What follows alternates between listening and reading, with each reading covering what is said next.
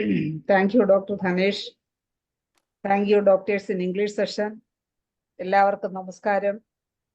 ഇന്ന് IFPHന്റെ ഇടതടവില്ലാതെ തുടർന്നു വരുന്ന പരമ്പരയുടെ 1347 ദിവസമാണ്. ഇന്ന് നമ്മോടൊപ്പം അതിഥിയായി എത്തുന്നത് ഡോക്ടർ ജെയിംസ് പോൾ ആണ്. സാർ നേരത്തെ തന്നെ റെഡിയായിരിക്കുകയാണ്. ഇന്ന് ജെയിംസ് പോൾ സാറിന്റെ ക്ലാസ് കേൾക്കുന്നതിന് വേണ്ടി സൂം പ്ലാറ്റ്ഫോമിൽ എത്തിയിട്ടുള്ള എല്ലാ ബഹുമാന്യരായ ഡോക്ടേഴ്സിനെയും ഹോമിയോപ്പതി സ്നേഹികളെയും സ്റ്റുഡൻസിനെയും എല്ലാവരെയും ഞാൻ സ്നേഹപൂർവ്വം സ്വാഗതം ചെയ്യുന്നു. സാറിന്റെ ക്ലാസ് തുടങ്ങുന്നതിന് മുമ്പായി ഒരു നിമിഷം ഈശ്വര പ്രാർത്ഥന.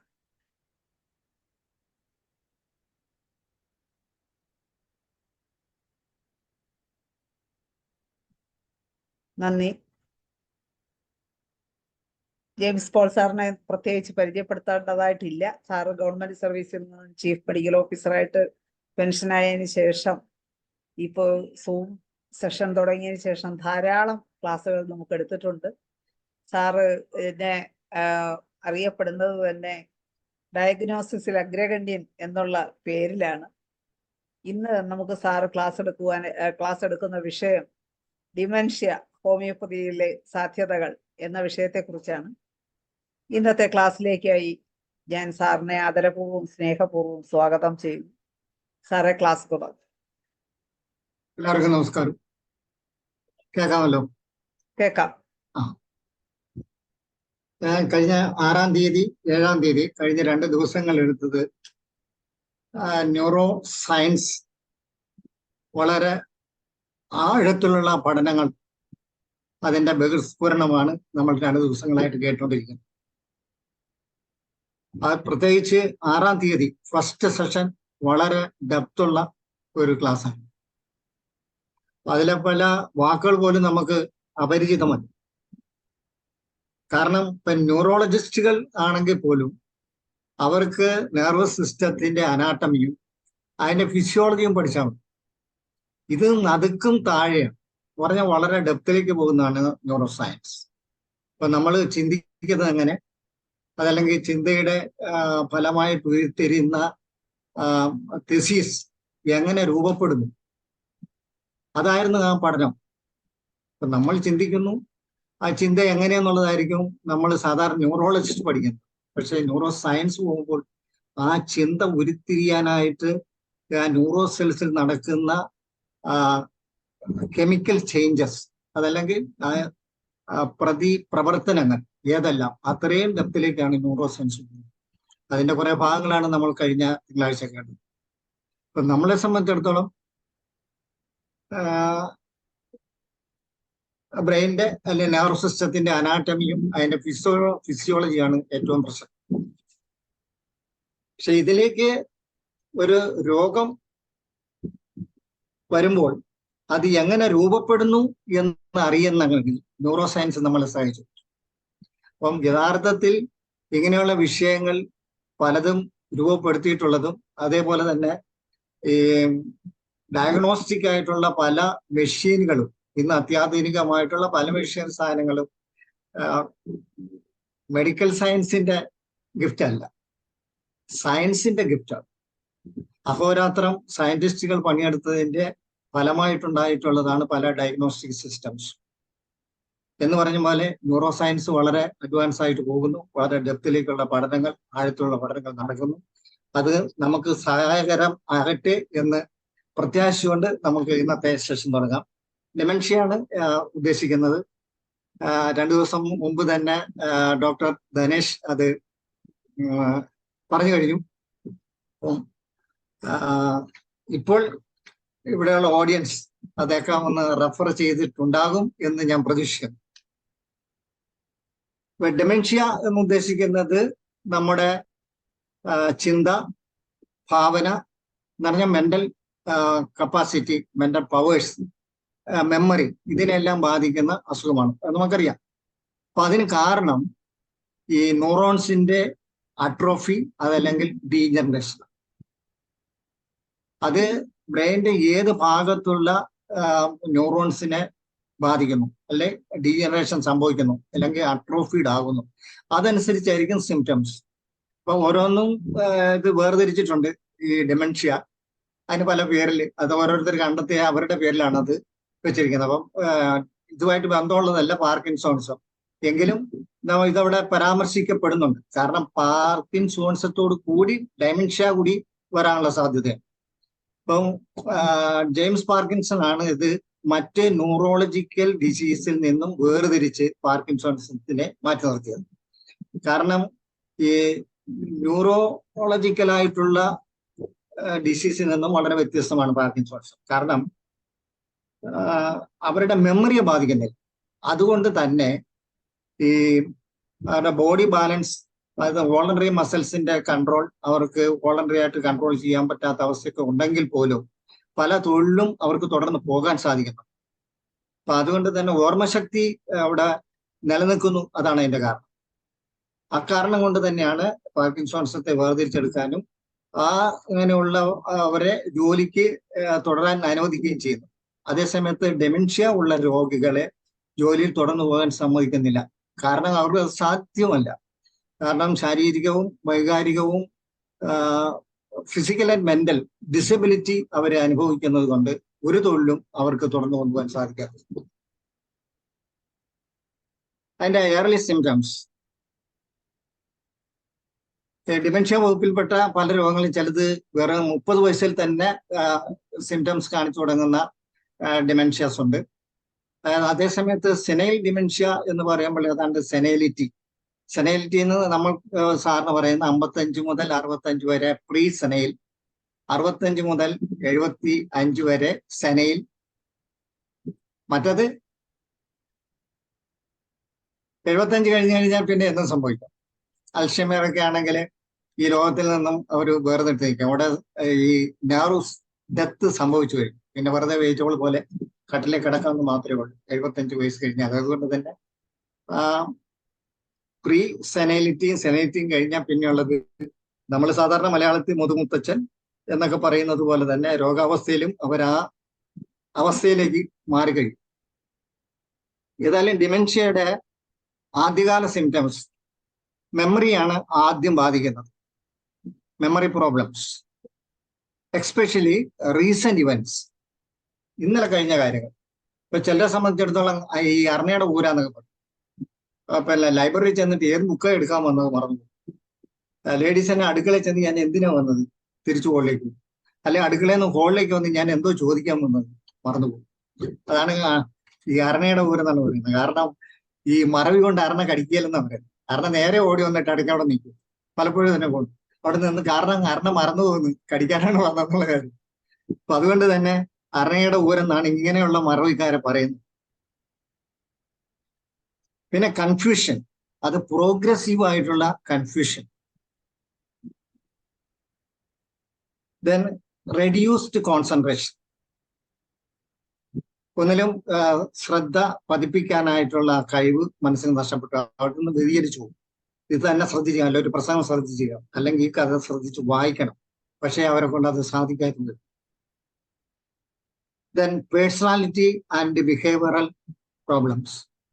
പേഴ്സണാലിറ്റി എന്ന് ഉദ്ദേശിക്കുന്നത് അതിന്റെ കറക്റ്റ് മലയാള പദം ആർക്കെങ്കിലും അറിയാമെങ്കിൽ ഒന്ന് ചാൻസ് ചെയ്യുന്ന നന്നായിരിക്കും. ഏതിന്റെ പേഴ്സണാലിറ്റി?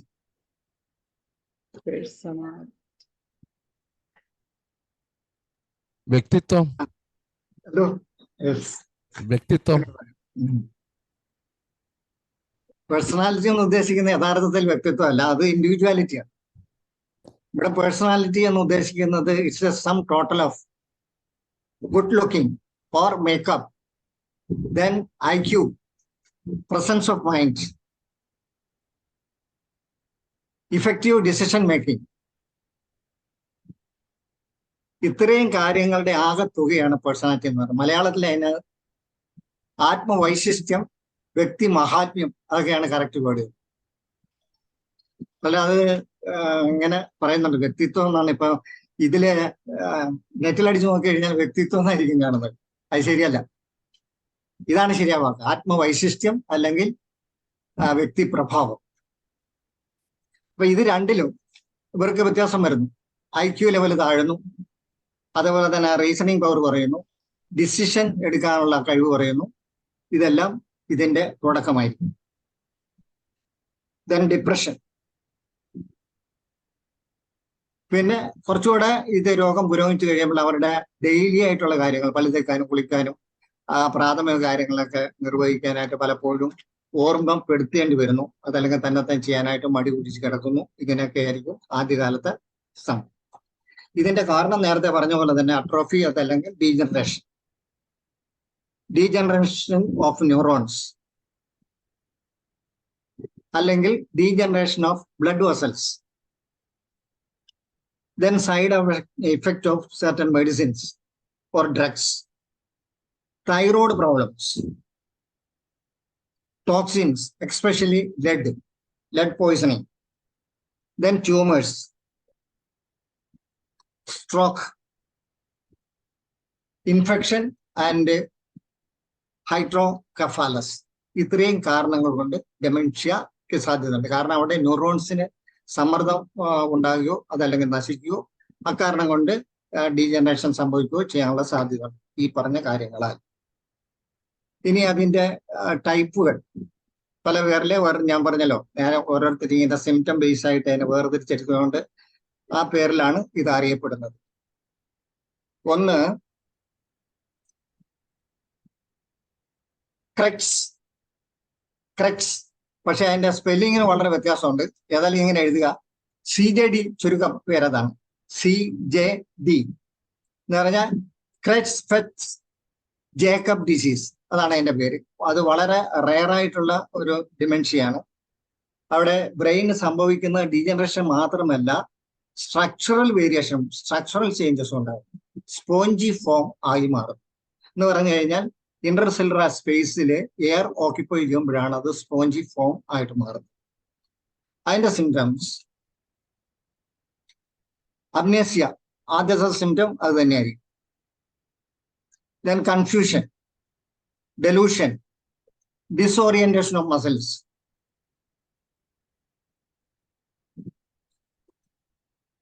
മെഡിക്കൽ മെൻ അല്ലാതെ ആരെങ്കിലും ഉണ്ടെങ്കിൽ അവർക്കൂടെ മനസ്സിലാക്കാനായിട്ട് പറയാണ് ഡിസോറിയന്റേഷൻ എന്ന് ഉദ്ദേശിക്കുന്നത്. ഇപ്പൊ നമ്മുടെ ഒരു കൊതുക് കടിക്കുന്നത് കാലിലാണ് കടിക്കുന്നെങ്കിൽ കാലനക്കാതെ നമ്മൾ ശരീരം വളച്ച് കൈകൊണ്ട് അടിക്കണം. അതല്ല ഒരു ഉറുമ്പ് കടിക്കുകയാണെങ്കിൽ പതുക്കെ കാല് പൊക്കി കുനിഞ്ഞ് ആ ഉറുമ്പിനെ എടുത്ത് തിരുമിക്കളയും. അപ്പൊ അത് അത്രയും മസിലുകൾ പ്രവർത്തിക്കണം. കാലിന്റെയും കൈന്റെയും ഫിംഗേഴ്സിലേക്ക് പോകുന്ന എക്സ്റ്റൻസർ മസിൽസും ഫ്ലെക്സർ മസിൽസും എല്ലാം ഒരേപോലെ പ്രവർത്തിച്ചെങ്കിൽ മാത്രമേ ആ ഒരു ഉറുമ്പിനെ എടുത്ത് കളയാനോ അതല്ലെങ്കിൽ തിരുമ്മി കൊല്ലാനോ പറ്റും. ഇതിനാണ് ഓറിയന്റേഷൻ ഉദ്ദേശിക്കുന്നത്. ഈ ഓറിയന്റേഷനാണ് നമുക്ക് നഷ്ടപ്പെടുന്നത്.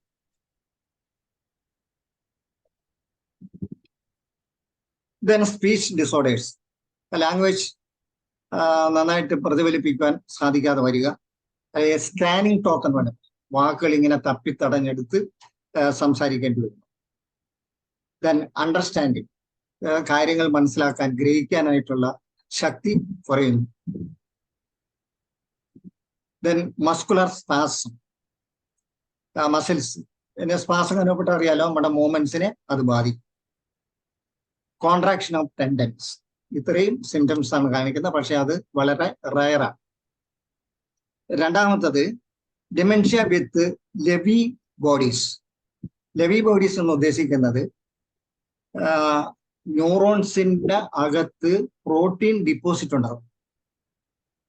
പ്രോട്ടീന്റെ കളിയാണ് ബ്രെയിനിൽ നടക്കുന്നത്. നമുക്കറിയാം അമിനോ ആസിഡ്സ്, അതിന്റെ എസെൻഷ്യൽ അമിനോ ആസിഡ്സ് 9 എണ്ണം, പിന്നെ 14 നോൺ എസെൻഷ്യൽ അമിനോ ആസിഡ്സ്.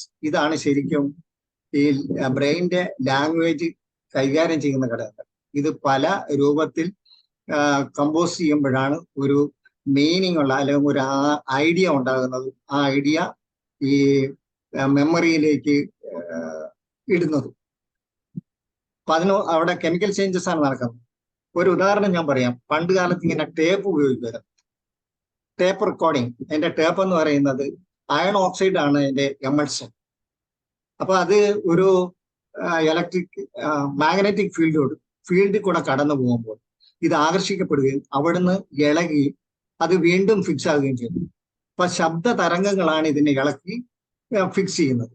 അപ്പൊ ആ ശബ്ദ തരംഗങ്ങളുടെ പിച്ചിന്റെ ഏറ്റക്കുറച്ചിൽ അനുസരിച്ച് ഇത് റീ അറേഞ്ച് ചെയ്താണ് വീണ്ടും ടേപ്പിലേക്ക് വരുന്നത്. ഇതേപോലെ തന്നെയാണ് ഈ ഈ എസെൻഷ്യൽ അമിനോ ആസിഡ്സും നോൺ എസെൻഷ്യൽ അമിനോ ആസിഡ്സും. എസെൻഷ്യൽ അമിനോ ആസിഡ്സ് വേണമെങ്കിൽ നമുക്ക് ഈ ഇംഗ്ലീഷ് അക്ഷരമാലയിലെ വവൽസിനോട് നമുക്ക് ഉപമിക്കാം. 9 വവൽസും 14 കോൺസണൻസും കൂടുന്ന ആ അക്ഷരമാലയാണ് ബ്രെയിനിന്റെ ലാംഗ്വേജ് നിലനിർത്തുന്നത്. ഇപ്പൊ നമ്മൾ ഏത് ഭാഷയാണ് നമ്മൾ സംസാരിക്കുന്നതല്ലേ കൈകാര്യം ചെയ്യുന്നത്, പക്ഷേ ബ്രെയിനിന് മറ്റൊരു ഭാഷ, അത് സിഗ്നൽസ് ആയിട്ടാണ് അത് മെമ്മറിയിൽ ചാർജ് ചെയ്യിക്കുന്നത്. മെമ്മറിയിൽ ഇടുന്ന സിഗ്നൽസ് ആയിട്ട് ആ സിഗ്നൽസ് ആണ് റീജനറേറ്റ് ചെയ്ത് അത് പല ഭാഗങ്ങളിലൂടെ കടന്ന് അത് ഞാൻ നേരത്തെ ഇവിടെ പറഞ്ഞിട്ടുള്ളതാണെന്ന് തോന്നുന്നു. എങ്ങനെയാണ് നമ്മൾ സംസാരിക്കുന്നതിന്റെ ഫിസിയോളജി നേരത്തെ ഒരു ചർച്ച ചെയ്തിട്ടുള്ളത്. അപ്പൊ ആ രീതിയിലാണ് ഈ മെമ്മറിയിലേക്കുള്ള സംഗതികൾ എടുക്കുന്നത്. റീജനറേറ്റ് ചെയ്യുന്ന സിഗ്നൽസ് ആണ്. ആ സിഗ്നൽസ് ആണ് പിന്നീട് അക്ഷരങ്ങളായിട്ട്, വാക്കുകളായിട്ട്, മീനിങ് ഫുൾ വേർഡ്സ് ആയിട്ട് പുറത്തേക്ക് വരുന്നത്. അപ്പൊ ഇത് കൈകാര്യം ചെയ്യുന്നത് ഈ അമിനോ ആസിഡ്സ് അത് പല രീതിയിൽ. ഇപ്പൊ ഇംഗ്ലീഷ് അക്ഷരത്തില് വവൽസും കോൺസണൻസും പല രീതിയിൽ കൂടി കഴിയുമ്പോൾ ഇപ്പം ഏതാണ്ട് 8.5 ലക്ഷം വാക്കുകളുണ്ടെന്നാണ് പറയുന്നത് ഇംഗ്ലീഷിൽ. അപ്പൊ അതങ്ങനെ ഏതെങ്കിലും ഒരു വവൽസ് അല്ലെങ്കിൽ 2 വവൽ മാറി കഴിഞ്ഞു കഴിഞ്ഞാൽ ലക്ഷക്കണക്കിന് വാക്കുകളാണ്. ഒരു വവൽ ഈ എന്നുള്ള ഒരു വവൽ എടുത്ത് മാറ്റി കഴിഞ്ഞ് ബാക്കി 4 ഉള്ളെങ്കിൽ ലക്ഷക്കണക്കിന് വാക്കുകൾ എന്ന് പറഞ്ഞ പോലെ തന്നെ എസെൻഷ്യൽ അമിനോ ആസിഡ്സ് 9 എണ്ണവും ഇല്ലെങ്കിൽ പല വാക്കുകൾക്കും പ്രശ്നമുണ്ട്. എന്ന് പറഞ്ഞാൽ ബ്രെയിനിന്റെ പല വാക്കുകൾക്കും അല്ലെ ഈ ഇൻഫോർമേഷൻസ് അത് കളക്ട് ചെയ്യാൻ അല്ലെ മെമ്മറിയിലേക്ക് സൂക്ഷിക്കാനൊക്കെ വളരെ ബുദ്ധിമുട്ടുണ്ട്. അത് ജസ്റ്റ് ഒന്ന് പറഞ്ഞതേ ഉള്ളൂ. ഇപ്പൊ ഈ പ്രോട്ടീൻ ന്യൂറോൺസിൽ ഡിപ്പോസിറ്റ് ചെയ്യുന്ന ഒരു അവസ്ഥയാണ് ഇവിടെ നമ്മളിപ്പോ പരാമർശിച്ചത്. ഈ ലെവി ബോഡീസ് എന്ന് ഉദ്ദേശിക്കുന്നത് പ്രോട്ടീൻ ഡിപ്പോസിഷൻ.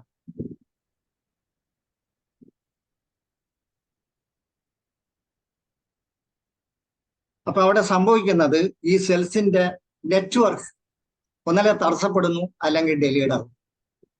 ഇപ്പൊ പെർസെപ്ഷൻ കുറയുന്നു, അതല്ലെങ്കിൽ നമ്മൾ മെമ്മറിയിൽ നിന്ന് എടുത്ത് അത് വാക്കുകളാക്കി പുറത്തേക്ക് കൊണ്ടുവരാൻ, അത് റൈറ്റിംഗിലായാലും ശരി സ്പീച്ചിലായാലും കൊണ്ടുവരാനായിട്ട് താമസം ഏർപ്പെടും. ഇതാണ് ഇവിടെ സംഭവിക്കുന്നത്. സിംറ്റമായിട്ട് നമ്മൾ കാണുന്നത് ലാംഗ്വേജ് പ്രോബ്ലംസ് ആണ്. മൂന്നാമത്തത്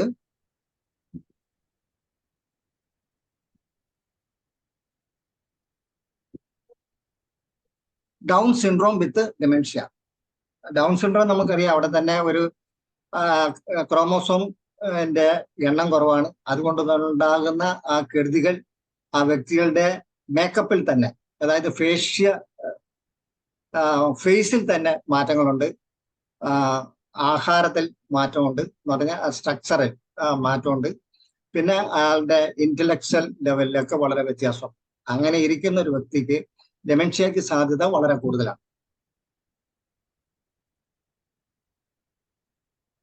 അറിയാലോ, അത് ഈ ഇന്റലക്ച്വൽ കപ്പാസിറ്റി താരതമ്യേന കുറവാണെന്നുള്ളത് എല്ലാവർക്കും അറിയാം. അതിൻ്റെതായിട്ടുള്ള കെടുതികൾ കുറച്ചുകൂടെ ഗുണീഭവിക്കുന്നു ഈ അവസ്ഥയിൽ.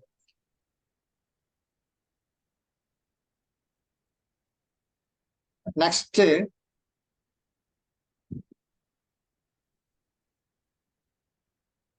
Fronto temporal dementia. അതിന്റെ ഏരിയയാണ് ഫ്രോണ്ടോ ടെമ്പോറൽ. അപ്പൊ ആ ഏരിയയിലുള്ള ന്യൂറോൺസ് ഡീജനറേറ്റ് ചെയ്യപ്പെടുന്നു.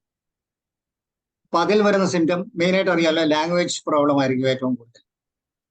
ലാംഗ്വേജിന്റെ സെന്റേഴ്സ് ഏതാണ്ട് ഈ ഏരിയയിലേക്കായിരിക്കും. ഫ്രോണ്ടോ ടെമ്പോറൽ ഏരിയയിലാണ് ലാംഗ്വേജിന്റെ ഏരിയ, ലാംഗ്വേജ് കഴിയുന്നത്. അപ്പൊ അതുകൊണ്ട് ഏറ്റവും കൂടുതൽ ആദ്യം ബാധിക്കുന്നത്, സിംറ്റം കാണിക്കുന്നത് ലാംഗ്വേജ് പ്രോബ്ലംസിലായിരിക്കും. ഡിഫിക്കൽട്ട് ടു എക്സ്പ്രസ്, എഴുതാനും വായിക്കാനും ഒക്കെയുള്ള ബുദ്ധിമുട്ട് അതുവരെ ചെയ്തുകൊണ്ടിരുന്നത് ഇത് അതിന്റെ ശേഷി, കപ്പാസിറ്റി കുറഞ്ഞു വരുന്നതായിട്ട് കാണാം. അപ്പൊ അതിൽ നിന്ന് തന്നെ ഇദ്ദേഹത്തിന് ബ്രെയിൻ കപ്പാസിറ്റി, ഇന്റലിജൻസ് കപ്പാസിറ്റി കുറയുന്നു എന്ന് നമുക്ക് മനസ്സിലാക്കാൻ സാധിക്കും. പിന്നെ ലോസ് ഓഫ് ഇൻഹിബിഷൻ. ഇൻഹിബിഷൻ എന്ന് ഉദ്ദേശിക്കുന്നത് ഏതെങ്കിലും ഒരു ഹോർമോണിന്റെ സപ്ലൈ. ഫോർ എക്സാമ്പിൾ അഡ്രിനാളിൻ, അതല്ലെങ്കിൽ നോർ അഡ്രിനാളിൻ ഏതെങ്കിലും കാരണത്താൽ ഇങ്ങനെ സപ്ലൈ ചെയ്യും, അല്ലെങ്കിൽ ഇൻസുലിൻ, അതല്ലെങ്കിൽ ഗ്ലൂക്കോഗോൺ, ഏതെങ്കിലും ഒരു ഹോർമോൺ ഇങ്ങനെ സപ്ലൈ ചെയ്യുന്നു. അത് മതിയായി എന്നൊരു മെസ്സേജ് കിട്ടിയാൽ പോലും ആ സപ്ലൈ നിർത്താതെ വരുന്ന ഒരു അവസ്ഥയ്ക്കാണ് ലോസ് ഓഫ് ഇൻഹിബിഷൻ എന്ന് പറയുന്നത്. ഇപ്പൊ നോർ അഡ്രിനാളിനൊക്കെ എന്ന് പറഞ്ഞാൽ പൊള്ളുന്ന സാധനം, ജ്വലിക്കുന്ന സാധനം, അതൊക്കെ കൂടുതൽ ബ്ലഡിലേക്ക് വന്നു കഴിഞ്ഞാൽ ചെറിയ ബ്ലഡ് വെസൽസ് എല്ലാം അപ്പോഴേ ബേൺ ചെയ്തു. ദെൻ ഹണ്ടിങ്ടൺ ഡിസീസ്, അതൊരു ഡിമെൻഷ്യ തന്നെയാണ്. അതിന് മറ്റൊരു പേരുണ്ട്, ഹണ്ടിങ്ടൺ കൊറിയ എന്നും പറയുന്നു. അപ്പൊ ഇത് എല്ലാം ഇങ്ങനെയുള്ളത് ഇതുമായിട്ട് ഒന്ന് കമ്പയർ ചെയ്യേണ്ടതാണ്.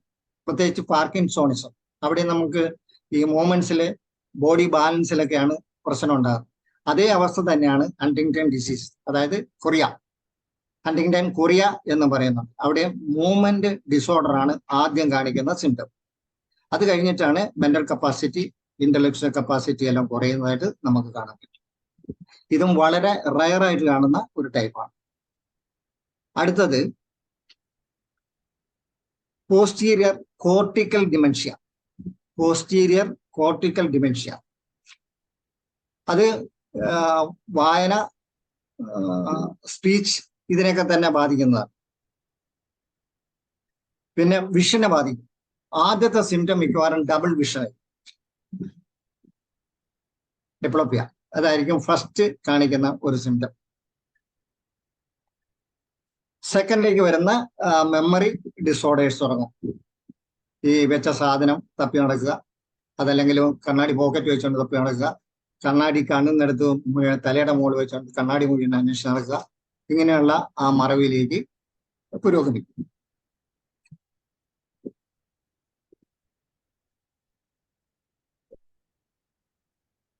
അടുത്തതും ഒരു റെയറാണ് കോസക്കോഫ് സിൻഡ്രോം. അതൊരു ഡിമെൻഷ്യ തന്നെയാണ്, വളരെ റെയറാണ്, എങ്കിലും നമ്മൾ അറിഞ്ഞിരിക്കാൻ വേണ്ടി പറഞ്ഞു എന്നേ ഉള്ളൂ. അവിടെ ലോസ് ഓഫ് ബാലൻസ് ആണ്. ഇതും നമ്മൾ പാർക്കിൻസോൺസുമായിട്ട് കമ്പയർ ചെയ്യേണ്ടതാണ്. ലോസ് ഓഫ് ബാലൻസ് ആദ്യം അൺസ്റ്റഡി വാക്കിംഗ് ആയിരിക്കും നമ്മൾ നോട്ട് ചെയ്യുന്നത്. സാധാരണ നന്നായിട്ട് നടന്നിട്ടിരുന്ന ഒരാൾ പെട്ടെന്ന് അയാളുടെ ഗേറ്റിൽ അല്ലെങ്കിൽ നടത്തത്തിൽ വ്യത്യാസം കാണിച്ചു തുടങ്ങുമ്പോൾ കൂടുതൽ പരിശോധനയ്ക്ക് വിധേയമാക്കണം. അൺസ്റ്റഡി വാക്ക്, അതാണ് ആദ്യ സിംറ്റം.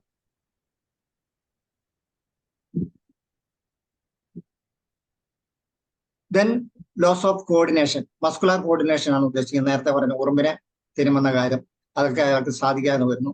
മൈന്യൂട്ടുള്ള സാധനങ്ങൾ എടുക്കാൻ പറ്റാതെ വരുന്നു. ഇങ്ങനെയുള്ള മസ്കുലർ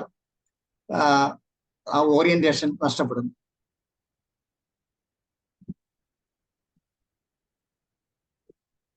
ദെൻ വരുന്നത് confabulation, then confusion, drowsiness, extreme hypothermia. അത് എക്സ്ട്രീം ഹൈപ്പോതെർമിയ. ഇത് അഡ്വാൻസ് ചെയ്യുമ്പോഴായിരിക്കും, കിടപ്പാകുമ്പോഴായിരിക്കും കയ്യും കാലും എല്ലാം പച്ചവെള്ളം പോലെ ഇരിക്കുന്ന ഒരു അവസ്ഥയിലേക്ക് എത്തും.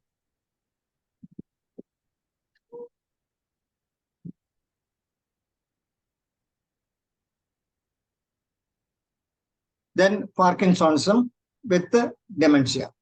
പാർക്കിൻസോണിസത്തിന്റെ സിംറ്റം അറിയാം. അപ്പം അവിടെ പാർക്കിൻസോണിസം സംബന്ധിക്കുന്നത് കോർപ്പസ് ട്രയറ്റ എന്ന ഗ്രൂപ്പ് ഓഫ് ന്യൂറോൺസ് ആണ് ഡീജനറേഷന് വിധേയമാകുന്നത്.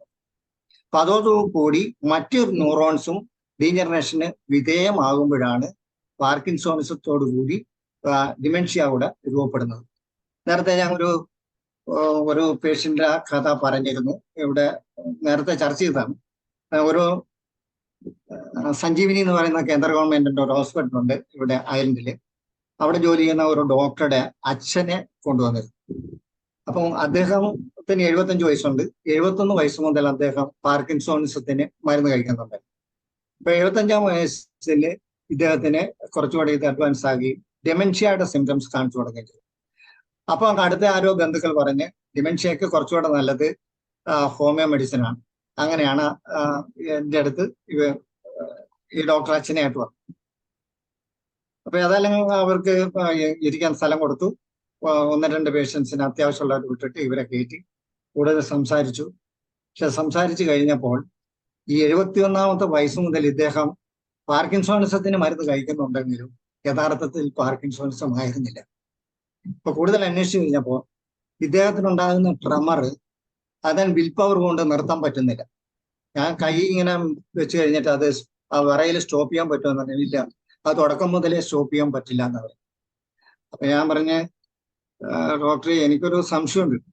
കാരണം ഇത് 71-ാം വയസ്സ് മുതൽ 4 വർഷമായിട്ട് കഴിക്കുന്ന പാർക്കിൻസോണിസം അത് കറക്റ്റ് ഒരു ഡയഗ്നോസിൽ എത്തിയോ എന്നൊരു സംശയം.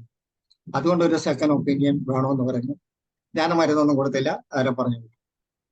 അവർ കോട്ടയം മെഡിക്കൽ കോളേജ് ന്യൂറോ ഡിപ്പാർട്ട്മെന്റിൽ ചെന്ന് അവരുടെ പരിശോധനയിൽ അവർക്ക് മനസ്സിലായി അത് പാർക്കിൻസോണിസം ആയിരുന്നില്ല. അപ്പം നേരത്തെ പറഞ്ഞ ആ ഒരവസ്ഥ, കാരണം ആദ്യം കാണിച്ചു തുടങ്ങുന്നത് ബാലൻസിന്റെ തകരാറെന്നാണ് ഇദ്ദേഹം കാണിച്ചു തുടങ്ങിയത്. സ്റ്റഡി വാക്കിംഗ് ആയിരുന്നില്ല. അപ്പൊ ഗേറ്റിന് ആൾട്രേഷൻ വന്നു. അതേപോലെ തന്നെ അദ്ദേഹത്തിന് ബാലൻസും വ്യത്യാസം വന്നു കഴിഞ്ഞപ്പോൾ പാർക്കിൻസോണിസം ആണെന്ന് ഡയഗ്നോസ് ചെയ്ത് മരുന്നും കൊടുത്തു. അതാണ് സംഭവിച്ചത്.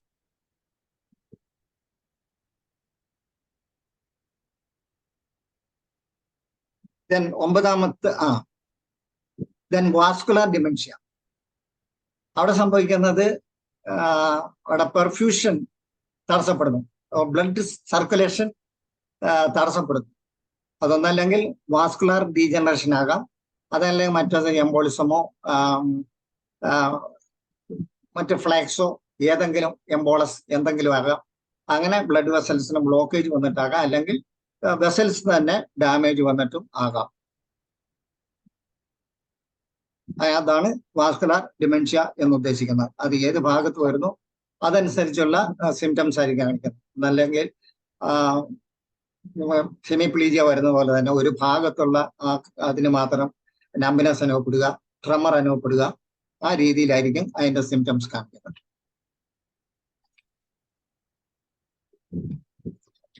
പിന്നെ മിക്സഡ് ആയിട്ട് വരുന്നുണ്ട്, മിക്സഡ് ഡൈമെൻഷ്യ. ഇപ്പൊ നമ്മൾ ഈ പരാമർശിച്ചു പോകുന്ന ഏതെങ്കിലും 1 or 2, അതായത് ഏത് ഏരിയയിലാണ് ഡീജനറേഷൻ വരുന്നത്, അപ്പൊ കൂടുതൽ അതിന്റെ ഡയമെൻഷൻ കൂടുന്നു അല്ലെങ്കിൽ എക്സ്റ്റൻഷൻ കൂടുന്നു, അതനുസരിച്ച് സിംറ്റംസിന് വ്യത്യാസം വരും. അപ്പൊ അതാണ് ഉദ്ദേശിക്കുന്ന മിക്സഡ് എന്ന് ഉദ്ദേശിക്കുന്നത്.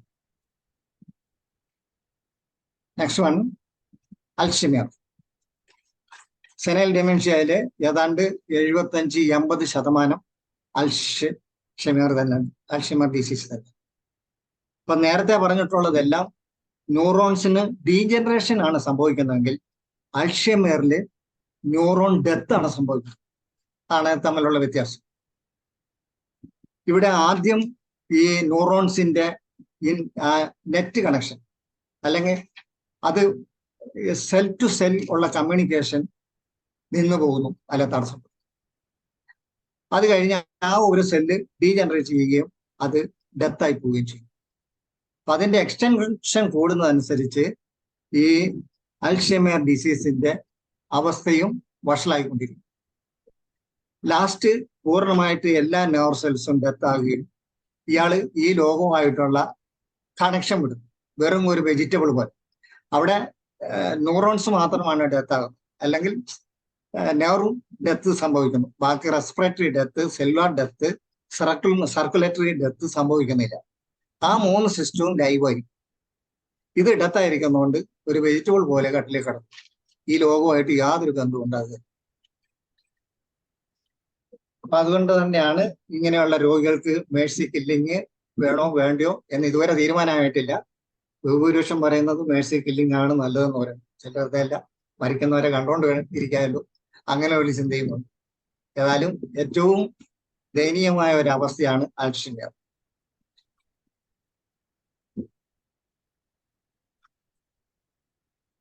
അത് പ്രോഗ്രസീവ് ആണത്. തുടങ്ങി കഴിഞ്ഞു കഴിഞ്ഞാൽ പിന്നെ ഓരോ ഗ്രൂപ്പ് ഇങ്ങനെ നഷ്ടപ്പെട്ടുകൊണ്ടിരിക്കും. ആദ്യം വരുന്ന ഇതിന്റെ കമ്മ്യൂണിക്കേഷൻ നെറ്റ്വർക്കാണ് തടസ്സപ്പെടുന്നത്. തടസ്സപ്പെട്ടു കഴിഞ്ഞാൽ അത് പൂർണ്ണമായിട്ട് നിന്നുപോകുന്നു. നിന്നുപോയി കഴിഞ്ഞാൽ ആ ഗ്രൂപ്പ് ഓഫ് സെൽസ് ഡെത്ത് ആകും, ന്യൂറോൺസ് ഡെത്ത് ആകും. അതിന്റെ പാത്തോളജി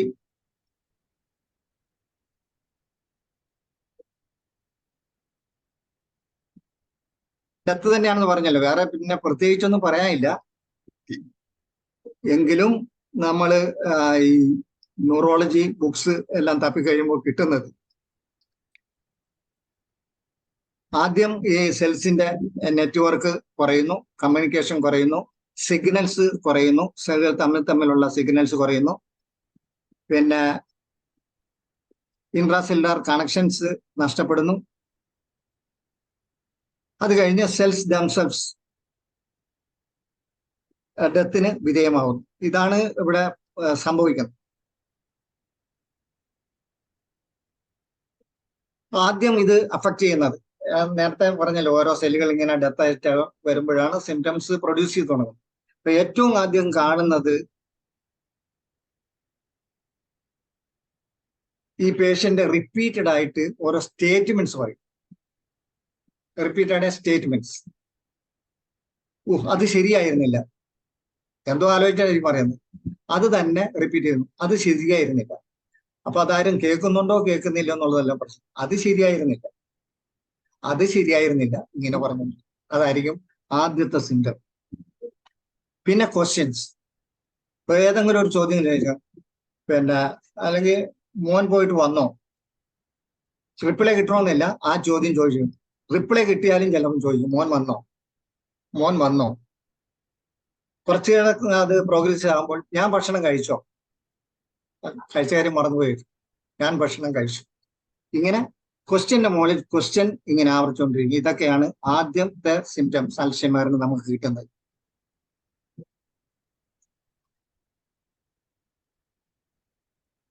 അത് കഴിഞ്ഞാൽ പിന്നെ ഈ ഓരോ ഇവന്റ്സ്, അതല്ലെങ്കിൽ അപ്പോയിന്റ്മെന്റ്സ്, ഇതെല്ലാം മറന്നു പോകുക. ഈ ഇവന്റ്സ് എന്ന് ഉദ്ദേശിക്കുന്നത് ചിലപ്പോൾ രാവിലെ നടന്നൊരു സംഭവം ഉച്ചയാകുമ്പോൾ അത് കംപ്ലീറ്റ് അത് വാണിഷ് ചെയ്തു പോകുന്ന ഒരവസ്ഥ. അപ്പൊ ഇന്നത്തേക്ക് പിന്നെ ബുക്ക് ചെയ്തിരുന്നു, അതല്ലെങ്കിൽ പറഞ്ഞ് ഏർപ്പാട് ചെയ്തിരുന്നു, ആ കാര്യമെല്ലാം മറന്നു പോകുക.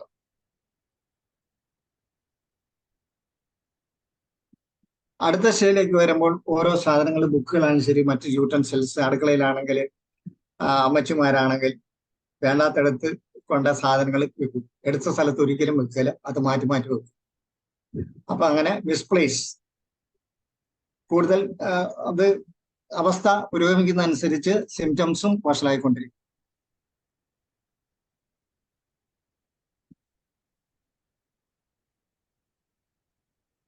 പിന്നെ സംസാരത്തില് സ്കാനിങ് ഡോഗ്, ഞാൻ നേരത്തെ പറഞ്ഞല്ലോ, കറക്റ്റ് വാക്ക് കണ്ടെത്താനായിട്ട് വളരെ വിമിഷ്ടപ്പെടുന്നു. അതേപോലെ തന്നെ പിന്നെയും അത് വീണ്ടും പുരോഗമിച്ചു കഴിയുമ്പോൾ സ്വന്തം വീട്ടുകാരുടെ ഐഡന്റിറ്റി നഷ്ടപ്പെടുന്നു, പേര് മറന്നു പോകുന്നു, പുറത്തിറങ്ങി കഴിഞ്ഞാൽ തിരിച്ചു വരാനായിട്ടുള്ള സ്ട്രീറ്റ് മറന്നു പോകുന്നു, വീട് മറന്നു പോകുന്നു, ഡയറക്ഷൻ നഷ്ടപ്പെട്ടു പോകുന്നു, സമയം, സെൻസ് ഓഫ് ടൈം അത് നഷ്ടപ്പെടുന്നു, സെൻസ് ഓഫ് ഡയറക്ഷൻ നഷ്ടപ്പെടുന്നു. അപ്പൊ വീട് എവിടെയാണെന്ന് നഷ്ടപ്പെടുന്നു, എവിടെയാണെന്നുള്ള ആ ആശയം, ഐഡിയ നഷ്ടപ്പെട്ടു പോകുന്നു. തെക്കോട്ട് പോകേണ്ട ആൾ വടക്കോട്ട് പോകും. ഇങ്ങനെയുള്ള അവസ്ഥ ആണ് അഡ്വാൻസ് ചെയ്യുന്നത്. അത് കഴിഞ്ഞ് വീണ്ടും അത് പുരോഗമിച്ച് എല്ലാ സെല്ലുകളും ഡെത്തായി പോകുമ്പോഴാണ് ആള് കിടപ്പിലായി. ആ ഒരു അവസ്ഥ വന്നു കഴിഞ്ഞാൽ പിന്നെ അയാൾ വെജിറ്റബിളായി മാറുന്നു. ഇത്രയാണ് ഡെമൻഷ്യയുടെ ഗ്രൂപ്പിൽ വരുന്നത്. അതിൽ ഞാൻ നേരത്തെ പറഞ്ഞു, ഏറ്റവും കൂടുതൽ 75 to 80% ഡെമൻഷ്യയിലെ സെനൈൽ ഡെമൻഷ്യയാണ്, അത് അൽഷൈമർ. പിന്നെ നമ്മൾ ഏറ്റവും കൂടുന്നത് വാസ്കുലർ ഡെമൻഷ്യയാണ്. ദെൻ ഡെമൻഷ്യ വിത്ത് ലെവി ബോഡീസ് നേരത്തെ പറഞ്ഞു, അതാണ് ഏറ്റവും കൂടുതൽ. ബാക്കിയുള്ളതെല്ലാം വളരെ റയറസ്റ്റ്. ഈ 2-3 ഐറ്റംസ് ആണ് അതിൽ കൂടുന്നത്. നമ്മൾ കണ്ടുവരുന്നത്, നമ്മുടെ പ്രാക്ടീസിൽ കിട്ടാവുന്നതും അത് തന്നെയാണ്. പക്ഷേ 70 to 80% അൽഷൈമർ. പിന്നെ റിവേഴ്സിബിൾ ആയിട്ടുള്ള ചില ഡയമെൻഷ്യ നമ്മൾ നേരത്തെ പറഞ്ഞിരുന്നു. അത് ഒന്ന് ഡ്രഗ്സോ മറ്റ് മെഡിസിൻ തുടർച്ചയായിട്ട് കഴിച്ച് ഡാമേജ് ആയെങ്കിൽ അത് സ്റ്റോപ്പ് ചെയ്തിട്ട്, ഇന്നലെ ചക്രപാണി സാറ് പറഞ്ഞ പോലെ ആ ജീവിത ശൈലിക്ക് മാറ്റം വന്നു കഴിഞ്ഞാൽ അത് തടയാനോ പിന്നെ അത് പുരോഗമിക്കാതെ തടയാനോ ബാക്കി അത് നിലനിർത്താനോ സാധിക്കും. പിന്നെ അതുപോലെ തന്നെ തൈറോയ്ഡ് പ്രോബ്ലംസ്. അപ്പൊ തൈറോയ്ഡ് അത് ഹൈപ്പോ ആണോ ശരി, ഹൈപ്പർ ആണോ ഏതാണെങ്കിലും അത് തടഞ്ഞ് നോർമലിലേക്ക് എത്തിക്കാനുള്ള ഒരു സംവിധാനം ഉണ്ട് എങ്കിൽ, അതല്ലെങ്കിൽ മെഡിസിൻ കൊണ്ട് കൺട്രോൾ ആകാത്ത ഒരു സിറ്റുവേഷൻ ആണെങ്കിൽ അത് എടുത്തു കളഞ്ഞിട്ട് പിന്നെ സപ്ലിമെന്റ് കൊടുത്തുകൊണ്ടിരിക്കുക. അന്ന് വരുമ്പോഴും ഇയാളുടെ ആ ഡിമെൻഷ്യ അവിടെ അപ്രത്യക്ഷമാകും. പിന്നെ സ്ട്രോക്ക്, എസ്പെഷ്യലി ഹെമറേജ് ഒക്കെ ചെണ്ട അബ്സോർവ് ചെയ്തു പോയി കഴിഞ്ഞാൽ കംപ്ലീറ്റ് ഡിമെൻഷ്യ സിംറ്റംസ് മുഴുവൻ അപ്രത്യക്ഷമാകും, ആള് ഹെൽത്തി ആകും. ഇത് ബോത്ത് ഫിസിക്കൽ ആൻഡ് മെന്റൽ. ഇത്രയും ഈ 3 കാര്യങ്ങൾ റിവേഴ്സിബിൾ ആണ്. ബാക്കി പറഞ്ഞ എല്ലാം ഇറിവേഴ്സിബിൾ ആണ്. അതിൽ ഏറ്റവും കൂടുതൽ ദുരന്തം അൽഷിമർ. പിന്നെ ഇത് കൂടാതെ നെയ്റോ ഡിസീസ് കൊണ്ട് MND, മോട്ടോർ ന്യൂറോൺ ഡിസീസ് ഒക്കെ എന്ന് പറഞ്ഞു കഴിഞ്ഞാൽ അത് പ്രോഗ്രസീവ് ആണ്, റിവേഴ്സിബിൾ അല്ല. നേരത്തെ ഇവിടെ പറഞ്ഞിട്ടുണ്ട് എന്ന് തോന്നുന്നു. ഇനി 1-2 മെഡിസിൻ ടിപ്സ് കൂടെ പറഞ്ഞിട്ട് നമുക്ക് ഈ സെഷൻ അവസാനിപ്പിക്കാമെന്ന് വിചാരിക്കുന്നു. അതിനു മുമ്പ് ഇപ്പൊ ഇത്രയും പറഞ്ഞ കാര്യങ്ങളിൽ എന്തെങ്കിലും സംശയങ്ങൾ ഉണ്ടെങ്കിൽ ഇപ്പൊ ചോദിക്കാം.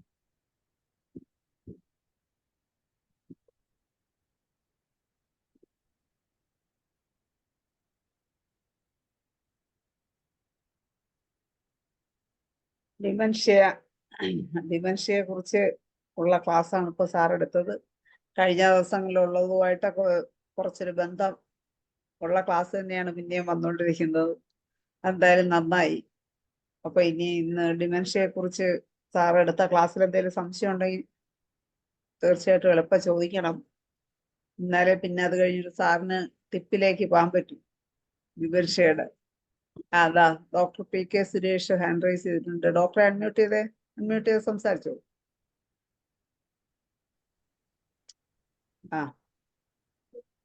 നമസ്കാരം സാർ, ഞാനൊരു ഡൗട്ട് ചോദിക്കുകയാണ്. ഈ ഡിമെൻഷ്യ അപ്പോഴുള്ള രോഗങ്ങളിൽ വരുന്നവരെ നമ്മളിത് ഡിമെൻഷ്യ ആണ് എന്ന് സിംറ്റം വെച്ച് മാത്രമാണോ ഡയഗ്നൈസ് ചെയ്യുന്നത്? അതല്ലാതെ എന്തെങ്കിലും അതിന് ടെസ്റ്റുകളോ അല്ലെങ്കിൽ ബയോളജിക്കൽ ടെസ്റ്റ് അല്ലെങ്കിൽ ബ്ലഡ് ടെസ്റ്റ് അങ്ങനെ എന്തെങ്കിലും കൺഫർമേഷൻ ഉണ്ടോ?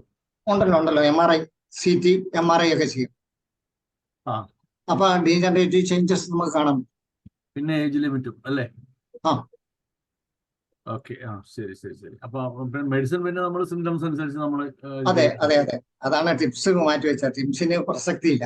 കാരണം നമ്മുടെ എല്ലാ പോളിയോടെസ്റ്റ് റെമഡീസും ഇതിന് സൂട്ടബിൾ ആയി. ഓക്കെ.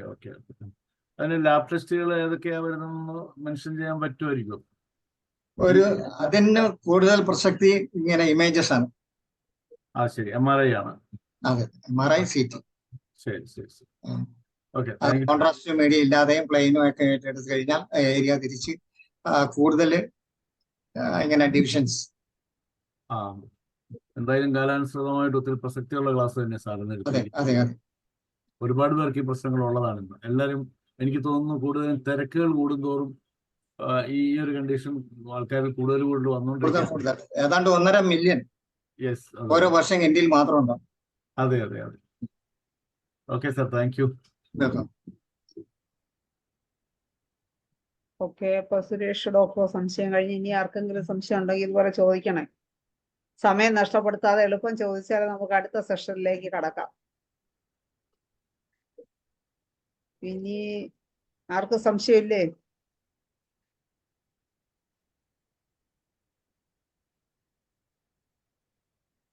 ഒന്നുകിൽ എല്ലാവർക്കും എല്ലാം മനസ്സിലായി, ഇല്ലെങ്കിൽ ഒന്നും മനസ്സിലായില്ല. തിങ്കളാഴ്ചത്തെ ക്ലാസ് എങ്ങനെയായിരുന്നു? ചൊവ്വാഴ്ചത്തെ എന്ന് പറഞ്ഞാൽ നമുക്ക് പറ്റുന്നതായിരുന്നു. തിങ്കളാഴ്ചത്തെ ക്ലാസ് വളരെ ഡീപ്പായിരുന്നു. അതിലെ സാങ്കേതിക പദങ്ങൾ അതിന്റെ അർത്ഥം പോലും പലർക്കും പിടികിട്ടിട്ടില്ലെന്ന് സത്യം. ഇന്നലത്തെ പിന്നെ എല്ലാരും കാരണം ഇന്നലത്തെ പിന്നെ എല്ലാവർക്കും കുറച്ചും കൂടെ അത് ഉപയോഗപ്പെടുത്തേണ്ട ആവശ്യമുള്ളത് കൊണ്ട് എല്ലാരും ഇങ്ങനെ ശ്രദ്ധിച്ചിരുന്നത്. അതെ. ഡോക്ടറെ അൺമ്യൂട്ട് ചെയ്ത് സംസാരിച്ചോളൂ. അൺമ്യൂട്ട് ചെയ്ത് പറ്റുന്നില്ലേ? അയ്യോ, ഒന്നുകൂടെ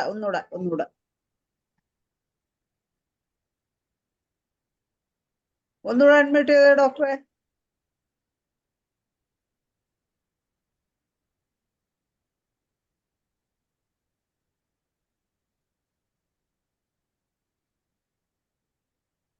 ഇനി അൺമ്യൂട്ട് ചെയ്തേ. ആ പറഞ്ഞോളൂടോ.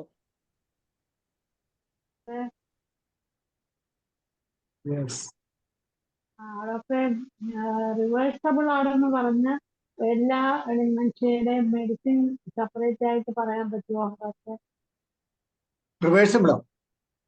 റിവേഴ്സബിൾ ആണ്. അല്ല, പറഞ്ഞല്ലോ 3 കാരണങ്ങൾ കൊണ്ടുണ്ടാകുന്നത്. അത് റിവേഴ്സിബിൾ എന്നാ പറഞ്ഞത്. അത് ഒന്ന്, ഈ മെഡിസിൻ തുടർച്ചയായിട്ടുള്ള പല മെഡിസിൻസിന്റെ ഉപയോഗം ഇതിലേക്ക്, പ്രത്യേകിച്ച് ഈ സൈക്കോസിസിനൊക്കെ ചിലർ മരുന്ന് കഴിക്കും, വർഷങ്ങളോളം കഴിച്ചു കഴിഞ്ഞ് അത് ദുരന്തം ഉണ്ടാകും. അപ്പൊ ആ മരുന്നങ്ങ് നിർത്തിക്കഴിഞ്ഞാൽ ഇത് റിവേഴ്സിബിൾ ആണ്. അതുപോലെ സ്ഥിരമായിട്ട് മറ്റ് ഡ്രഗ്സ് ഉപയോഗിക്കുന്നവർ അത് നിർത്തിക്കഴിഞ്ഞാൽ അവരെ ജീവിതത്തിലേക്ക് കൊണ്ടുവരാനും ഇത് പൂർണ്ണമായിട്ട് രോഗവിമുക്തി നേടാനും പറ്റും. പിന്നെ തൈറോയ്ഡ് പ്രോബ്ലംസ്, ഹൈപ്പർ തൈറോയിഡിസം ആകാം, ഹൈപ്പോ തൈറോയിഡിസം. ഹൈപ്പർ തൈറോയിഡിസം പണ്ട് ഒരാൾ പറഞ്ഞത്, മലപ്പുറത്തുള്ള ഒരാള് 100 പനയിൽ ദിവസവും കയറും. 100 പന. അയാൾ ഉപയോഗിക്കുന്ന സൈക്കിൾ എന്ന് പറഞ്ഞാൽ ടയർ, ട്യൂബും ടയറും അല്ല, ഈ ബസ്സിന്റെ ആ ടയർ അതിങ്ങനെ കണ്ടിച്ച് ഈ വീതിയിലാക്കിയെടുത്ത് ഒട്ടിച്ചെടുത്തിട്ട് അതാണ് ചവിട്ടുന്നത്. കാരണം അത്രയും ചവിട്ടുപാറുണ്ടെങ്കിൽ അയാളുടെ എനർജി റിലീസ് ആവുന്നു. 100 പനയിൽ കയറാം. ഇപ്പൊ ഓരോ പനയിൽ നിന്ന് മറ്റു പനയിലേക്ക് പോകുന്ന ഈ സൈക്കിളാണ്. എന്നാലേ എനർജി കംപ്ലീറ്റ് തീർന്നു. പത്രത്തിലൊക്കെ വന്നൊരു പ്രശ്നമാണ് അത്. Hyper thyroidism. ഹൈപ്പോ തൈറോയിഡിസം ആകുമ്പോൾ ഈ പറയുന്ന പോലെ 0യിലേക്ക് എത്തിക്കുക, ഐ മീൻ ഒരു 10, 15, 150 വരെയൊക്കെ ഉള്ളത് ഞാൻ ശീലിച്ചിട്ടുണ്ട്.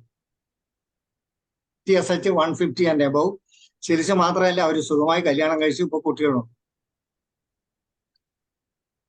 അപ്പൊ അതിന് മുകളിൽ പോയി കഴിഞ്ഞാൽ അവർ വെറുതെ വെജിറ്റബിൾ പോലെ ആയിരിക്കും. അത് കഴിഞ്ഞാൽ പിന്നെ അത് മെന്റൽ പ്ലെയിനിലേക്ക് മാറും. അതെല്ലാം റിവേഴ്സിബിൾ ആണെന്നാണ്. പിന്നെ സ്ട്രോക്ക് ഒന്ന് ഇസ്കേമിക് സ്ട്രോക്ക് ഉണ്ട്, ഹെമറാജിക് സ്ട്രോക്ക് ഉണ്ട്. പിന്നെ നെക്രോട്ടിക് ചേഞ്ചസ് ഉണ്ടായി കഴിഞ്ഞാൽ അത് റിവേഴ്സിബിൾ അല്ല. അതേസമയത്ത് ഇസ്കേമിയ മാത്രമേ ഉള്ളൂ എങ്കിൽ അത് അവിടെ എസ്റ്റാബ്ലിഷ് ചെയ്യാൻ സാധിക്കുന്നു. ഹെമറേജ് ഉണ്ടെങ്കിൽ അത് റിസോൾവ് ചെയ്യാൻ സാധിക്കുന്നു എങ്കിൽ ആ സ്ട്രോക്ക് എല്ലാം റിവേഴ്സിബിൾ ആണ്.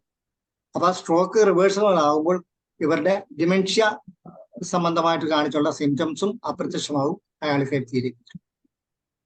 അതാണ് പറഞ്ഞത്. Thank you doctor. ഒരു ക്വസ്റ്റ്യനും കൂടെ ഉണ്ട് ഡോക്ടർ. ഒരു ക്വസ്റ്റ്യനും കൂടെ ഉണ്ട്. ചോദിച്ചോളൂ ഡോക്ടർ, എളുപ്പം ചോദിച്ചു. പിന്നെ ഒരാള് എപ്പോഴും എല്ലാ കാര്യത്തിനും റിപ്പീറ്റേഷൻ, ക്വസ്റ്റ്യൻ ചോദിച്ചു തന്നെ റിപ്പീറ്റ് ചെയ്തുകൊണ്ടിരിക്കുന്നു.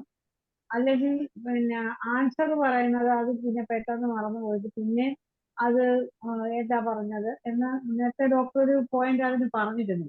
അതുമായിട്ട് ബന്ധപ്പെട്ട് ഇച്ചിരി ഡീറ്റെയിൽസ് ആയിട്ട് പറഞ്ഞു തരാമോ?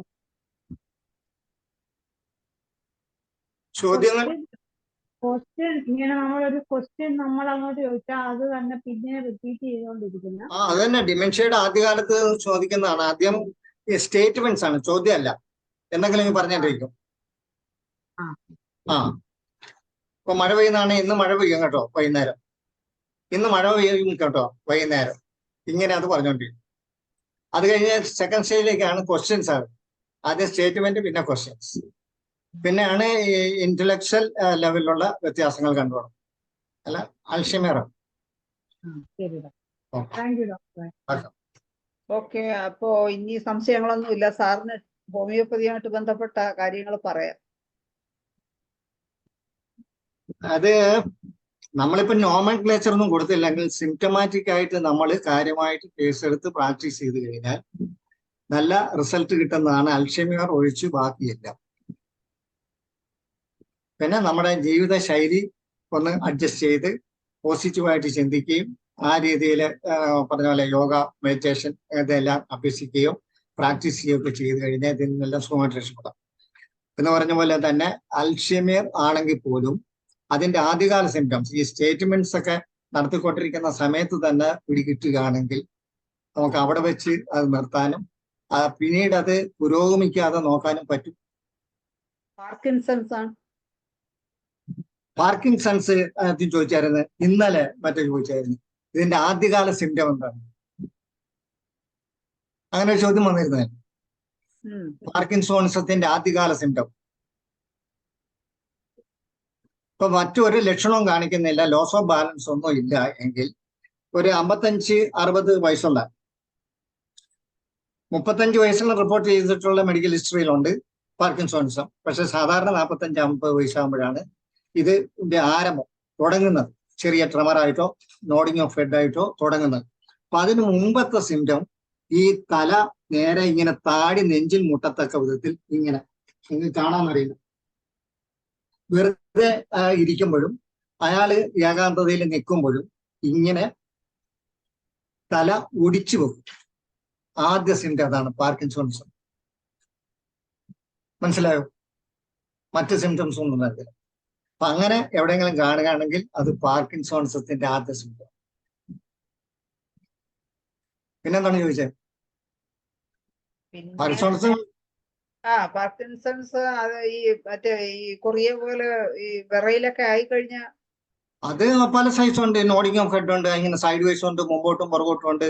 പിന്നെ റോസറി മൂവ്മെന്റ് ഓഫ് കാലും കൈയും വിറയ്ക്കുന്ന പോലെ ഞാൻ കൊറിയ അത് ഡാൻസിങ് പാൾസി എന്നുള്ള അതിന്റെ മറ്റൊരു പേര്. പാർക്കിൻസോൺസത്തിന്റെ മറ്റൊരു പേരാണ് ഡാൻസിങ് പാൾസി.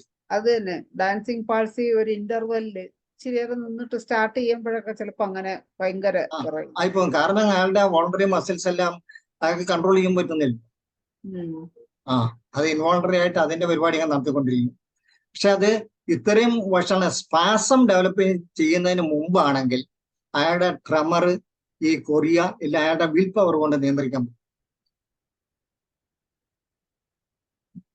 അതാണ് പാർക്കിൻസോൺസിന്റെ വ്യത്യാസം. 1-2 ടിപ്സ് ഇവിടെ പറയാമെന്ന് വിചാരിക്കുന്നു. 2-5 മിനിറ്റ് ഉണ്ട്. ഞാൻ നേരത്തെ പറഞ്ഞ അക്കനേറ്റം മുതൽ ലാസ്റ്റ് സിൻഡ്യൂറീസ് വരെ, അതല്ലെങ്കിൽ ഏത് പോളിക്രിസ്റ്റൽ റെമഡി ഏതും ഇതിന് സൂട്ടാവും. കാരണം നമ്മൾ ചികിത്സിക്കുന്നത് പേഴ്സണെയാണ് അല്ലെങ്കിൽ പേഷ്യന്റിനെയാണ്. അതിന്റെ ബേസ് സിംറ്റംസ് ആണ്. അപ്പൊ ആ രീതിയിൽ മാത്രം നോക്കി ചികിത്സിക്കുക. ഇതിന്റെ പേരിന്റെ പുറകെ പോകാതിരിക്കുക. അല്ലെങ്കിൽ ഈ ഇതിന്റെയൊക്കെ പാത്തോളജിക്കൽ ലെവലിൽ മാത്രം കൺസൾട്ട് ചെയ്യാതിരിക്കുക. ആ മനുഷ്യനെ കാണുക, അയാളുടെ മനസ്സ് കാണുക. അതനുസരിച്ച് നമ്മൾ എത്തിക്കഴിഞ്ഞാൽ വിജയകരമായിട്ട് നമുക്ക് പ്രാക്ടീസ് ചെയ്യാൻ പറ്റുന്ന ഒരു ഏരിയ. പല സിസ്റ്റത്തിനും പല സിസ്റ്റങ്ങളും പരാജയപ്പെടുന്ന ഒരു ഏരിയയാണ്. പക്ഷെ ഹോമിയോക്കാർക്ക് ഇതിൽ വിജയിക്കാൻ പറ്റിയ ഒരു ഏരിയയാണ് ഡിമെൻഷ്യ.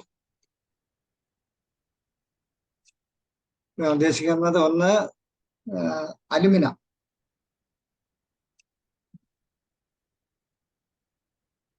മിക്കവാറും ഓൾഡ് പീപ്പിൾ ആയിരിക്കും.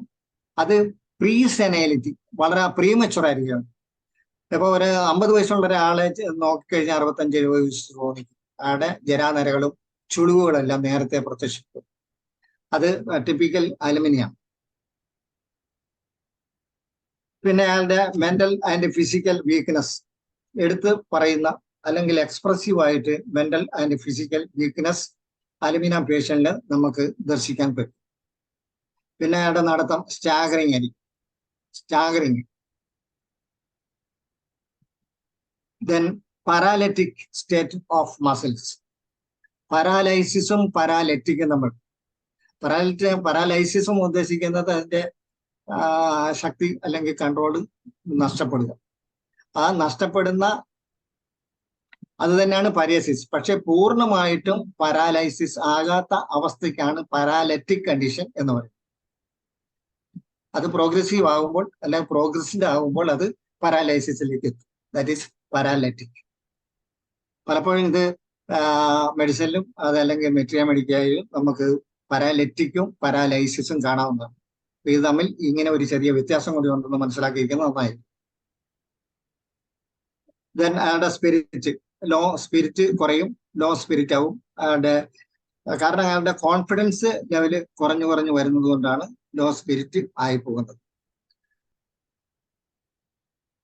പിന്നെ അയാളുടെ ഈ റീസണിങ് പവർ, അതിനുള്ള എൻ്റെ കപ്പാസിറ്റി, ത്യാജ്യഗ്രാഹ്യ ബോധം കുറഞ്ഞു വരുന്നു എന്നുള്ള ഒരു ഭയം അയാളിൽ മുന്നിട്ട് നിൽക്കും. എനിക്കത് സാധിക്കുമോ? കാരണം ഇത് നല്ലതും ചീത്തയും തിരിച്ചറിയാൻ പറ്റാത്തൊരവസ്ഥയിലേക്ക് ഞാൻ പോവുകയാണോ, അല്ലെങ്കിൽ ആ അവസ്ഥയിലാണോ എന്നുള്ളൊരു ഭയം ഇയാളിൽ മുന്നിട്ട് നിൽക്കും. അലുമിനിയയുടെ ഏറ്റവും പ്രാമുഖ്യമുള്ള ഒരു സിംറ്റമാണ്.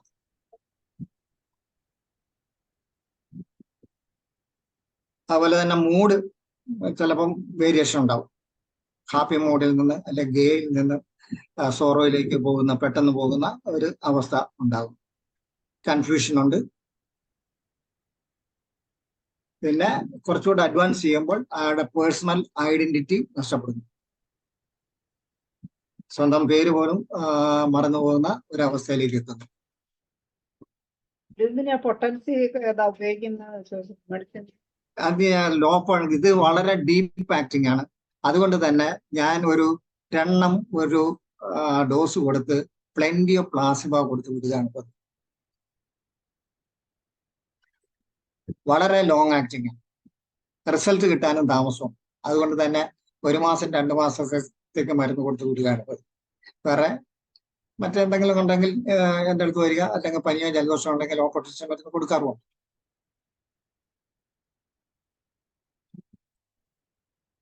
Then anacardium, one of the best remedy.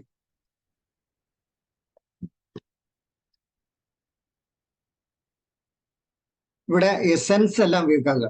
അതായത് കാഴ്ചശക്തി കുറയും, ഘ്രാണശക്തി കുറയും, കേൾവിശക്തി കുറയും, സ്പർശന ശക്തി കുറയും. അങ്ങനെ ആ സെൻസ് എല്ലാം ഇങ്ങനെ കുറഞ്ഞു വരുന്ന അവസ്ഥയാണ് അനാകാർഡിയത്തിൽ ആദ്യം പ്രത്യക്ഷപ്പെടുന്നത്.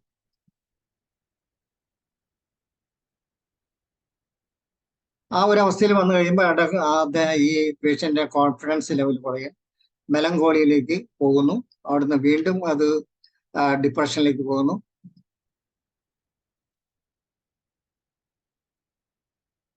പിന്നെ മെമ്മറി ഇമ്പയർഡ് ആകും. മെമ്മറി ഇമ്പയർഡ് ആകുമ്പോൾ തന്നെ എല്ലാ സംഗതികൾക്കും മാറ്റം സംഭവിക്കുന്നു. ലാസ്റ്റ് ഞാൻ നേരത്തെ പറഞ്ഞ പോലെ ഇയാളുടെ ഐഡന്റിറ്റി നഷ്ടപ്പെടുന്നു. ഈ അൽഷൈമറിൽ പറഞ്ഞ പോലെ തന്നെ ദിശ, സമയം, അയാളുടെ സ്ട്രീറ്റ്, വീടിന്റെ ലൊക്കേഷൻ ഇതെല്ലാം മറവിയിലേക്ക് പോകും. അതാണ് അനാകാർഡിയ. അപ്പം അൽഷൈമറിന് വൺ ഓഫ് ദ ബെസ്റ്റ് റെമഡിയാണ് അനാകാർഡിയ. Then anhalonium. അനാകാർഡിയ ഞാൻ ലോവർ പൊട്ടൻഷ്യൽ നിന്നാണ് തുടങ്ങുന്നത്. 30 or 200 ആണ് തുടങ്ങുന്നത്. അതുപോലെ തന്നെ അൻഹാലോനിയം അതും 30 ഞാൻ തുടങ്ങുന്നത്. ഇവിടെ സെൻസ് ഓഫ് ടൈം സെൻസ് നഷ്ടപ്പെടും. പിന്നെ അയാൾക്ക് വണ്ടർഫുൾ വിഷൻ, അതാണ് അതിന്റെ പ്രത്യേകത. കളർ സ്പെക്ട്രം ഒക്കെ കണ്ണിൽ പ്രത്യക്ഷപ്പെടും. Wonderful vision. പിന്നെ അതുപോലെ തന്നെ ഒരു മെഴുകുതിരിയാണെങ്കിൽ വലിയൊരു പൂത്തിരി പോലെ തോന്നുക. ഇങ്ങനെയുള്ള ഇലൂഷൻസും വിഷ്വൽ അലൂസിനേഷൻ ഒക്കെ ഉണ്ടാകുന്നതാണ് അൻഹാലോനിയം. ഞാൻ പണ്ടൊരിക്കൽ പറഞ്ഞിരുന്നു, ഈ കുട്ടികളെല്ലാം കർണത്തടിച്ചു കഴിഞ്ഞാൽ പൊന്നീച്ച പുറക്കുന്നു. അങ്ങനെ അതിന് കാരണം ഈ ഓഡിറ്ററി നെർവ് ഒരു ഫിലമെന്റ് ഇങ്ങനെ ക്രോസ് ചെയ്ത് പോകുന്നുണ്ട്. ഇടത്ത് നിന്ന് വലതേക്കും, വലത് നിന്ന് ഇടത്തേക്കും ഫിലമെന്റ് ക്രോസ് ചെയ്ത് പോകുന്നുണ്ട്. ഒപ്റ്റിക് കയാസ്മ. അപ്പൊ അതുകൊണ്ടാണ് ചെവിയിൽ എന്ത് പ്രശ്നം വന്നാലും അത് കണ്ണിനെ ബാധിക്കുന്നത്. കർണത്തടിച്ചാൽ കണ്ണിൽ കാണാം. അതുപോലെ തന്നെ വലിയ നോട്ട് ശബ്ദങ്ങൾ ചുഴിയായിട്ട് കണ്ണിന്റെ മുമ്പ് പ്രത്യക്ഷപ്പെടുന്നതും അൻഹാലോനിയത്തിന്. പറയാൻ സൗണ്ട് കാണുന്ന ഒരു മെഡിസിനാണ് അൻഹാലോനിയം. Then ബരേറ്റ carp. എൻ്റെ ഒരു എപ്പസ്റ്റിൻ്റെ മെറ്റീരിയൽ മേടിക്കാൻ ഞാൻ പറഞ്ഞിരുന്നു ആസിഡ് നൈട്രിക്കത്തെ കുറിച്ച്. എന്ന് പറഞ്ഞ പോലെ തന്നെ ഒരു അഗ്ലി കോൺസ്റ്റിറ്റ്യൂഷൻ എന്ന് വേണമെങ്കിൽ പറയാം ബരേറ്റ കാർപ്പ്. അതിന്റെ കാരണം എന്താണെന്ന് വെച്ചാൽ ടിപ്പിക്കൽ ബരേറ്റ കാർപ്പിന്റെ തല ഏതോ ഒരു സിനിമയിൽ മത്തങ്ങ തലയാന്ന് വിളിക്കുന്നു. അതിന്റെ കാരണം ഈ പ്രോമിനൻസിൽ, ഈ frontal prominence, പരേറ്റൽ prominence, occipital prominence ഇതെല്ലാം കൂടുതൽ പ്രോമിനന്റ് ആവും. കൂടുതൽ പ്രോമിനന്റ് ആകുമ്പോൾ മോള് നോക്കി കഴിഞ്ഞാൽ ഏതാണ്ട് മത്തങ്ങയുടെ ഷേപ്പ്. അതാണ് ടിപ്പിക്കൽ ബരേറ്റ കാർവിന്റെ തല. പിന്നെ അടിതട ഒരേ വണ്ണത്തിലായിരിക്കും, ഷേപ്പില്ലാത്ത ശരീരമായി. അതുകൊണ്ട് തന്നെയാണ് അഗ്ലി കോൺസ്റ്റിറ്റ്യൂഷൻ എന്ന് പറയുന്നത്. പിന്നെ മെന്റൽ കപ്പാസിറ്റി ബാക്കിയുള്ളതെല്ലാം നമുക്കറിയാവുന്നതാണ്. ഇവിടെ ആദ്യം തുടങ്ങുന്നത് കൺഫ്യൂഷനാണ്. പിന്നെ ലെവൽ ഓഫ് കോൺഫിഡൻസ് താന്ന് വരും. അങ്ങനെ അത് ഉള്ള ഇന്റലക്ച്വൽ പവർ കൂടെ നഷ്ടപ്പെടുന്ന ഒരു അവസ്ഥയിലേക്ക് പോകും. കോൺഫിഡൻസ് ലെവലാണ് തീരെ താഴുന്നത്. ഷൈനസ് അല്ലെങ്കിൽ ആൾക്കാരുടെ മുമ്പിൽ പ്രത്യക്ഷപ്പെടാനുള്ള ഒരു വിമുഖത ഇതെല്ലാം ബരീറ്റ കാർവിന്റെ കൂടെ കൊണ്ടുവരാം.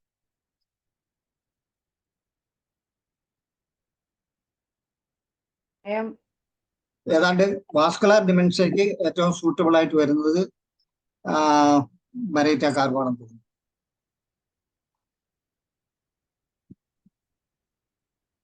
ഞാൻ കോണിയം മാക്കുലേറ്റം ഇതിന്റെ പ്രധാനപ്പെട്ടത് മാത്രം പറയാം. കോണിയം മാക്കുലേറ്റം ഏതാണ്ട് മെന്റൽ കപ്പാസിറ്റി ഒക്കെ അറിയാം.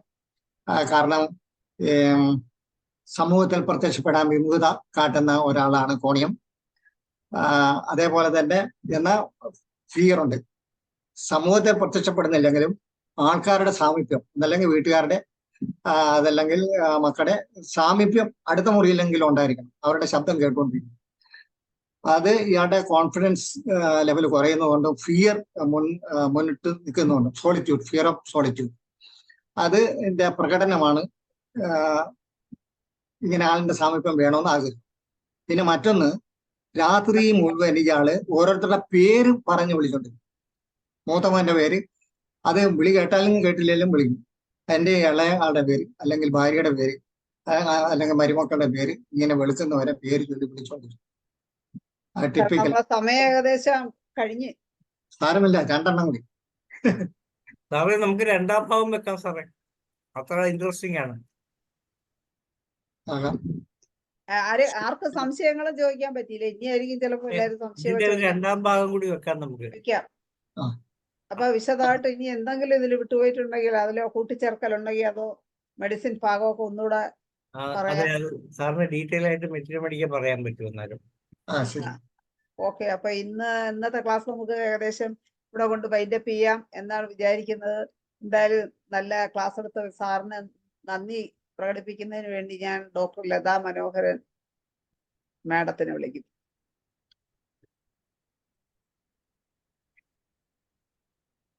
നമ്മുടെ ഡോക്ടർ ഒന്നുകൂടെ അൺമ്യൂട്ട് പറഞ്ഞോളൂ ഡോക്ടർ. ഈ ചർച്ചയിൽ പങ്കെടുത്തവർക്കും പിന്നെ ഇത് വളരെ വണ്ടർഫുൾ ആയിട്ടുള്ള ഒരു ക്ലാസ്സും പ്രസന്റ് ചെയ്തത്.